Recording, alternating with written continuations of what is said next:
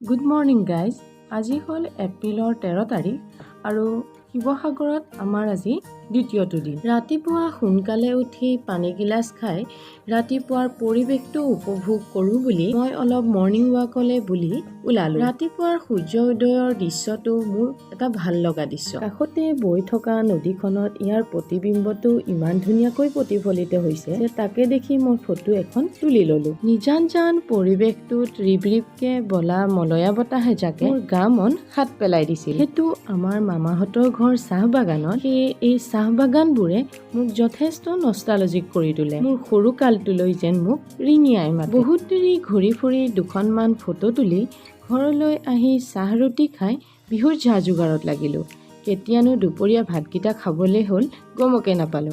ভাতকেইটা খাই অকণমান জিৰণি লৈ আকৌ নিত্য কৰ্মত লাগিলো। যিহেতু কাইলৈ গৰু বিহু, সেয়ে আজি ৰাতি সোনকালে